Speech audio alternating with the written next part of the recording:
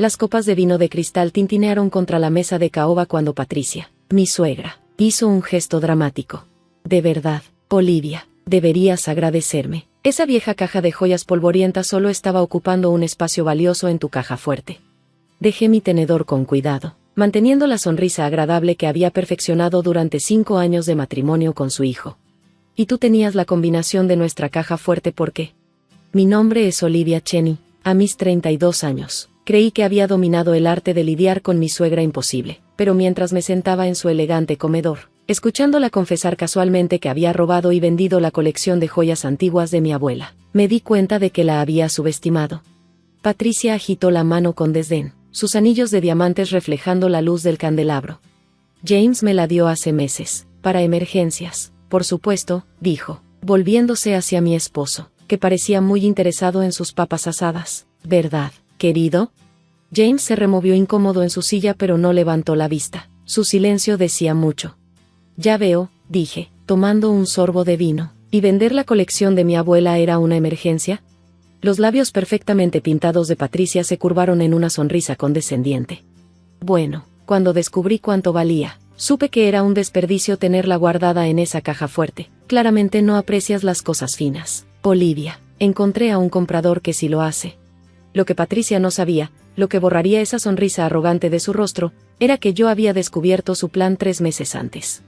Todo comenzó con una simple alerta de seguridad en mi teléfono, mostrando que alguien había accedido a nuestra caja fuerte mientras yo estaba en el trabajo. Supuse que era James, pero la hora no coincidía. Él también debería haber estado en su oficina. Cuando revisé las grabaciones de la cámara de seguridad, vi a Patricia entrando a nuestra casa con la llave de repuesto que le habíamos dado para emergencias. Pasó casi 1 hora en nuestra oficina, y finalmente salió con la caja de joyas de mi abuela. Recordé la sensación de que mi sangre se congelaba al ver el video. Esa colección no solo tenía un valor monetario enorme, algunas piezas databan de los años 20 y valían una fortuna, sino que era mi último vínculo con mi abuela. Una mujer fuerte que había construido un negocio de importaciones desde cero tras emigrar a Estados Unidos. Pero en lugar de confrontar a Patricia de inmediato, hice algo que ella jamás esperó. Esa misma noche, llamé a mi antigua compañera de universidad, May, ahora una detective de éxito. Necesito tu ayuda, le dije, explicándole la situación. Quiero saber exactamente qué planea hacer con esas piezas. May no me decepcionó. En cuestión de días, rastreó los movimientos de Patricia en varias joyerías y casas de antigüedades exclusivas. Estaba tratando de vender la colección al mejor postor.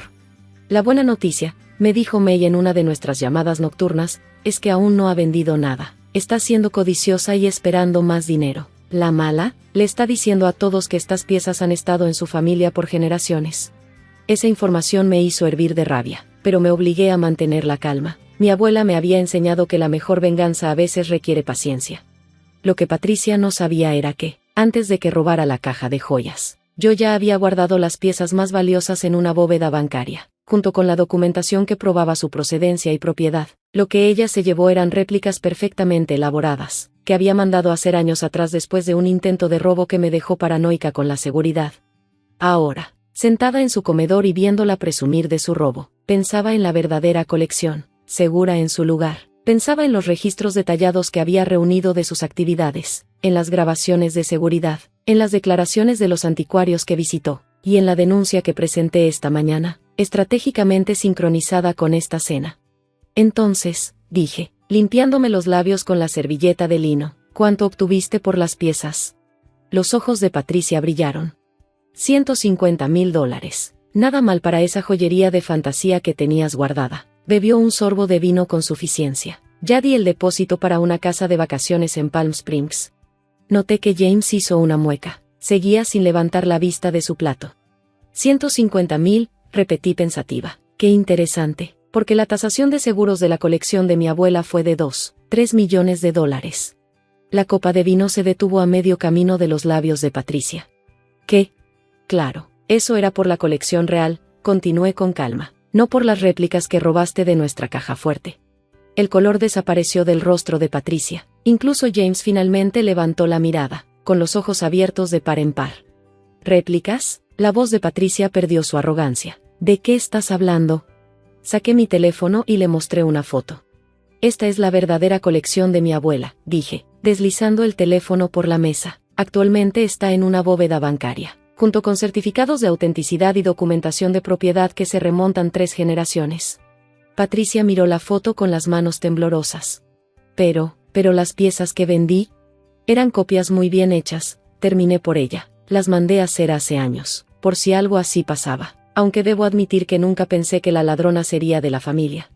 El timbre sonó, su eco resonando en el repentino silencio del comedor. La ama de llaves de Patricia se apresuró a abrir la puerta. «Es la policía», dije, poniéndome de pie. «Presenté un reporte esta mañana. Están muy interesados en hablar contigo sobre el robo, el fraude y el dinero que obtuviste vendiendo algo que no te pertenecía». «¿Policía?», susurró Patricia, pálida como un fantasma. «Pero, James, haz algo». James finalmente encontró su voz. «Le robaste a mi esposa, mamá, violaste nuestra confianza y nuestro hogar. ¿Qué esperabas que hiciera?». 2 oficiales aparecieron en el umbral del comedor, y yo tomé mi bolso, lista para irme. «Ah, Patricia», dije con una sonrisa, «quizás quieras llamar a tu agente inmobiliario. No creo que esa casa en Palm Springs vaya a funcionar después de todo». Mientras salía del comedor, dejando a Patricia para enfrentar las consecuencias de sus acciones, escuché su chillido desesperado. Pero solo eran réplicas. «¿Esto es ridículo?».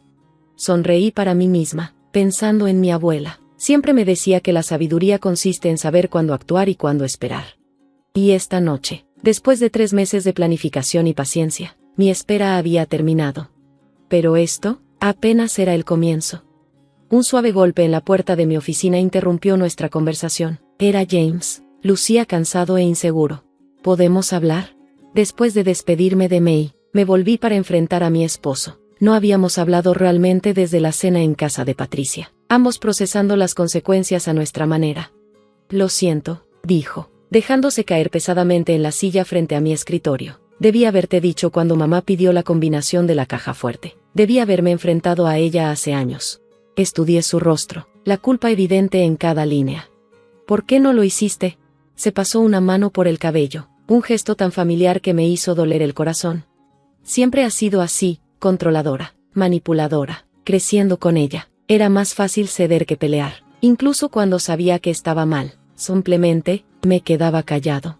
«¿Y ahora?», pregunté en voz baja. «Ahora me doy cuenta de que quedarme callado me hace cómplice. Lo que le hizo a ti, tratar de robar el legado de tu abuela, es imperdonable, y mi silencio lo permitió». Extendí mi mano sobre el escritorio y tomé la suya. «Sí, lo permitió, pero ya no te estás quedando callado».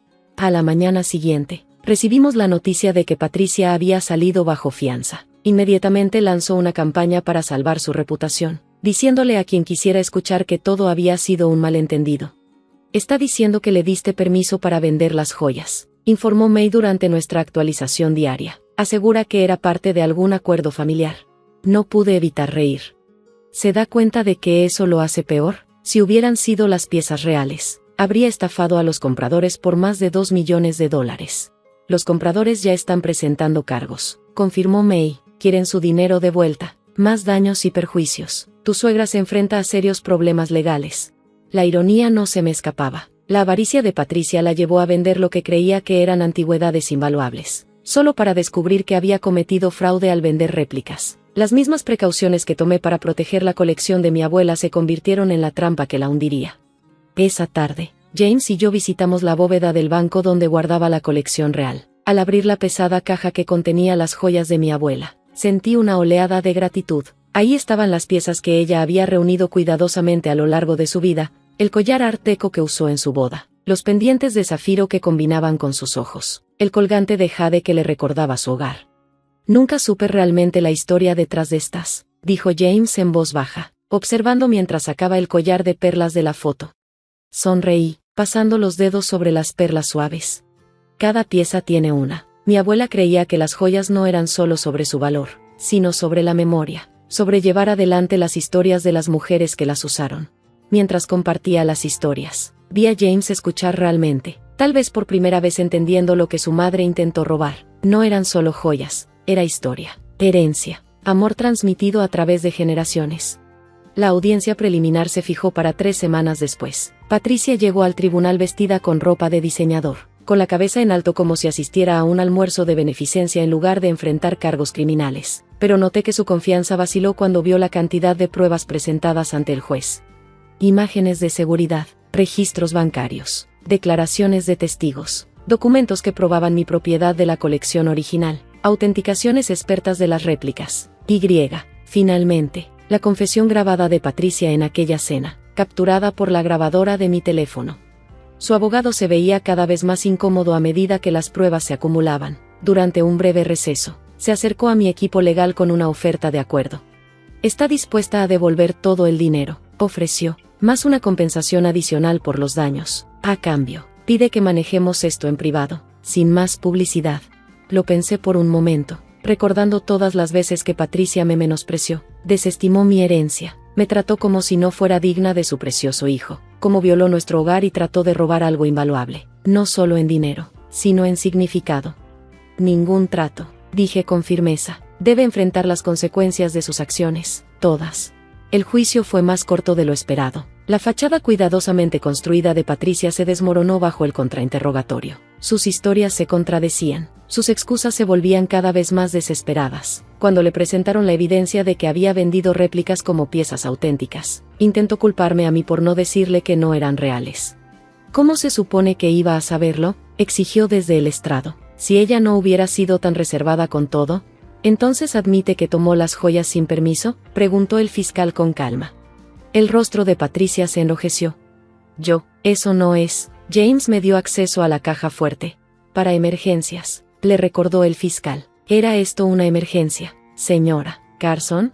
Para cuando el juez emitió el veredicto, incluso las amigas más cercanas de Patricia la habían abandonado. Sospeché que la humillación social era para ella un castigo mucho peor que las sanciones legales. 2 años de libertad condicional, multas significativas y restitución obligatoria a los compradores estafados.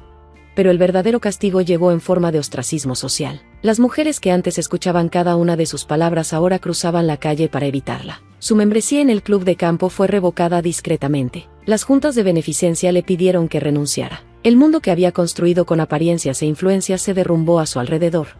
6 meses después, estaba sentada en la silla favorita de mi abuela, el collar de perlas en mis manos. James entró en silencio, con 2 tazas de té.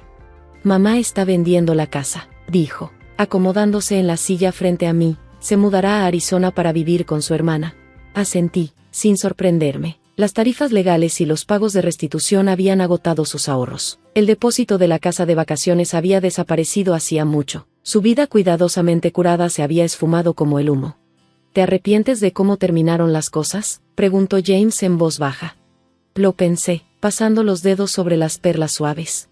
No, respondí finalmente. Tu madre tomó sus decisiones. Eligió traicionar nuestra confianza, robar algo preciado, mentir al respecto. No eran solo joyas para vender. Era mi herencia, el legado de mi abuela. Nunca entendió que algunas cosas valen más que el dinero.